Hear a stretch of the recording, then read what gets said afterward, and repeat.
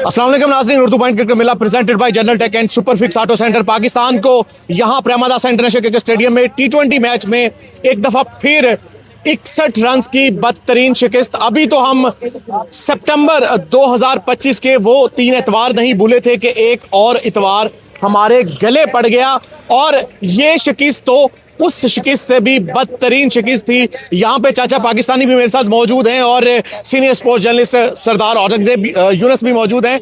इनसे जानेंगे। सबसे पहले मैं चाचे पाकिस्तानी से, आखिरी इनकी तस्वीर बहुत ज़्यादा सोशल मीडिया पे चल रही है।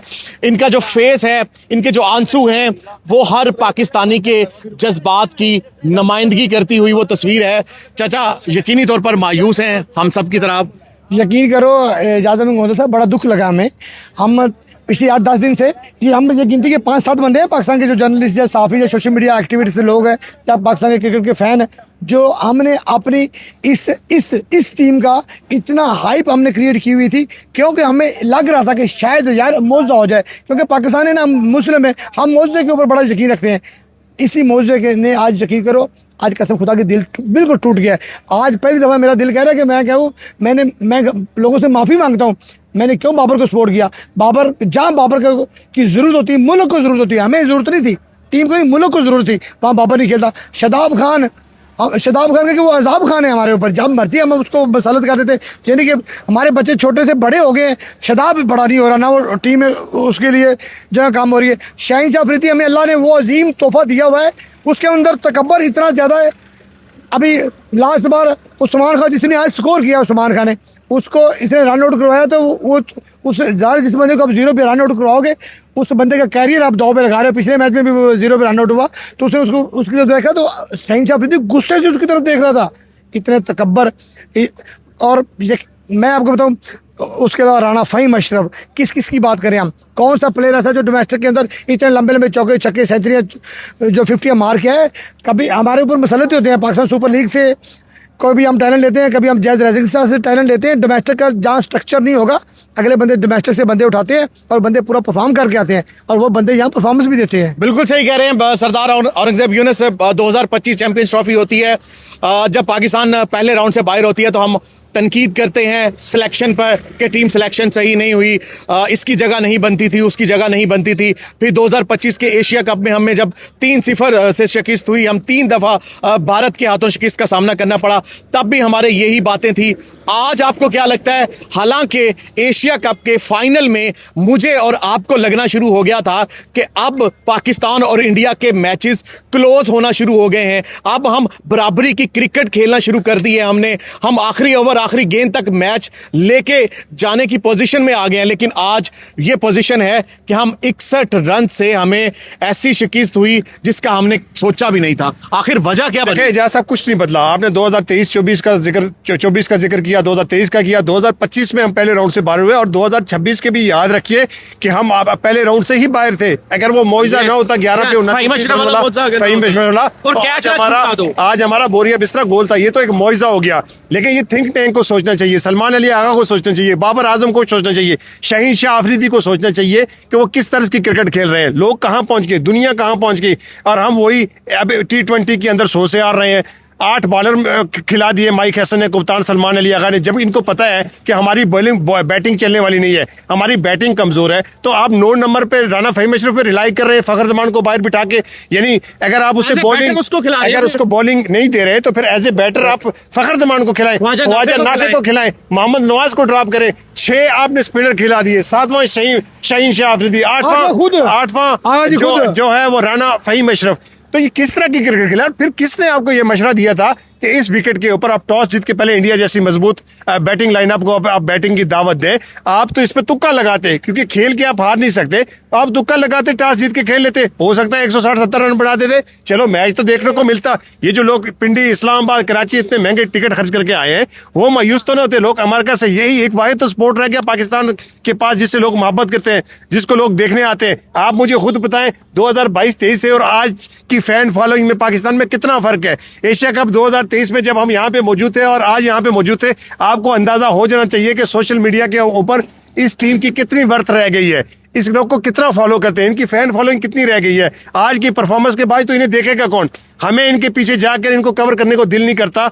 जो जिनका रोजगार जो है इस शोबे से जुड़ा हुआ है, तो इनको देखने कौन आएगा? पैसे खर्च करके इनका मैच देखने कौन आएगा? ये सारी चीजें इनको सोचनी चाहिए। सलमान अली आगा को सोचनी चाहिए कि किस ब्रांड की वो क्रिकेट खेल रहा है। क्या शाहीन शाह अफरीदी हमारे पास ऑटोमेटिक चॉइस है? उन्होंने खेलना ही खेलना है। नसीम शाह बेंच पे क्यों बैठे हैं? सलमान मिर्जा बेंच पे क्यों बैठे? ख्वाजा नाफे क्यों बैठे हुए हैं? फखर जमान क्यों बैठे हुए हैं? और ये शादाब, ये नवाज, ये राना फहीम अशरफ 2021 से लेके मुझे को वो मैच तो दिखाए जो इन्होंने अपने बलबूते पे जिताया हुआ है। अगर नहीं जिता सकते, अगर किसी की पर्ची पे आना है तो फिर कौम को और लोगों को जलील तो ना करें। फिर आप डाल दिया करें, पर्चियां डाल दिया करें, जिसके नसीब में जो आए वो खेल लें। जिस तरह की क्रिकेट ये खेलती है उस तरह की क्रिकेट तो चाचा पाकिस्तानी आज टीम बनाए तो वो भी इनके अगेंस्ट 100 रन कर देगी। ये कोई इतनी बड़ी साजिश नहीं है। हमने भी क्रिकेट खेल के यहाँ तक पहुंचे हैं, गलियों में खेली है, लेकिन इनसे कई दर्जे बेहतर खेली है। ये जो लोगों के इमोशनल के साथ खेलते हैं, इनको थोड़ी बहुत अब शर्म करनी चाहिए। मैं शर्म का लफ्ज इसलिए इस्तेमाल कर रहा हूं कि वो जो कहते हैं ना मायूसी हुई, आप एक डिप्लोमेटिक लैंग्वेज बोलते हैं, आपको मायूसी है, मायूसी नहीं है, ये शर्मिंदगी है। आप इस तरह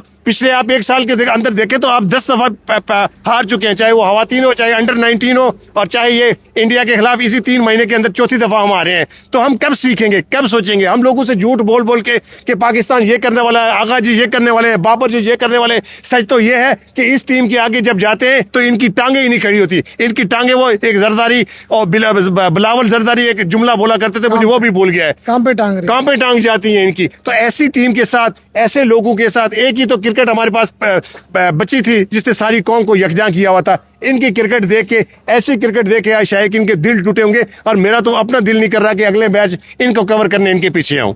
बिल्कुल सही कह रहे हैं, और एक बात से मैं इत्तेफाक करूंगा चाचा, यकीनी तौर पर आप भी करेंगे, आज वाकई ही मायूसी तो हुई है लेकिन साथ साथ शर्मिंदगी भी हुई है।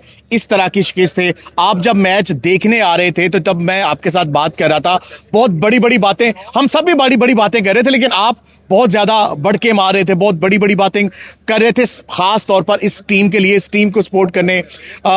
दुबई में भी आपको मायूसी हुई, आपको अमेरिका में मायूसी हुई, आपको भारत में मायूसी हुई, ऑस्ट्रेलिया में मायूसी हुई, यहाँ आखिर ये कब तक ऐसा चलेगा? इजाज़त में गोलू साहब, हमारी मजबूरी है, हम मजबूर हैं, ठीक है।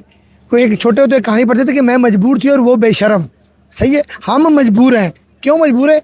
हमारे पास जो टीम देनी है हमने उसी टीम को बेहतर लोगों के सामने पेश करना है। और आपको इस चीज़ का अंदाज़ा हो गया होगा, पिछले 4-5 दिन से हम जितनी मर्जी बड़ी बड़ी वीडियो बना रहे थे, लोग हमारी वीडियो नहीं देख रहे थे।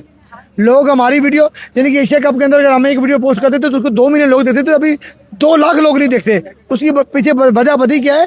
लोगों को इस चीज़ के ऊपर यकीन है कि यार ये जो चाचा पाकिस्तानी बोल रहा है, या इजाज़त में गोंदल बोल रहा है, या सदात जी बोल रहे हैं, ये सच नहीं है। उनको पता है कि इस टीम के अंदर इतना जो दम नहीं है, इस टीम के अंदर इतनी पावर नहीं है। ये सिर्फ हमें वर्गला रहे हैं, हमें झूठा बयानियाँ दे रहे हैं, और वो झूठा बयानियाँ भी बनाने के ऊपर हमारी मजबूरी होती है।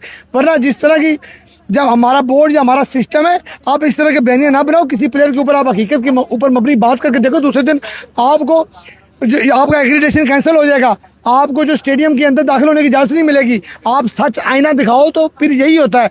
तो मैं तो यकीन कर परेशान हूँ। मैं तो देखो, आप में और मेरे में कंडीशन का फ़र्क है। आप चंद साफियों के अंदर कैसी हैं बेटा, ठीक है, आप चंद साफियों के अंदर बैठ कर डिबेट कर रहे होते हैं, और मैं उन फैन के साथ जिनमें से कुछ मेरी तरह बदतमीज़ भी होते हैं, जिनको बात करने की तमीज़ भी नहीं होती, वो मेरे सामने आके ऐसे ऐसे करते हैं, बड़े अजीब अजीब इशारे करते हैं। फिर जब ये परफॉर्म नहीं दे रहे होते तो फिर हमारे पास अल्फाज नहीं होते, हमारी ज़बान को ताला लग जाता है, और हम चुप करके सकूर के साथ अपने दिल के अंदर काट रहे होते हैं, और हमें तकलीफ़ हो रही होती है। हमें देखो कितनी उन्होंने खूबसूरत बात की कि राना फहीम अशरफ आप कंपैरिजन करें, क्या नाम है उनका, फ़खर जमान के ऊपर। राना फहीम को एज ए बैटर रखा हुआ, तो फिर फ़खर तो यार इतनी बड़ी चॉइस है।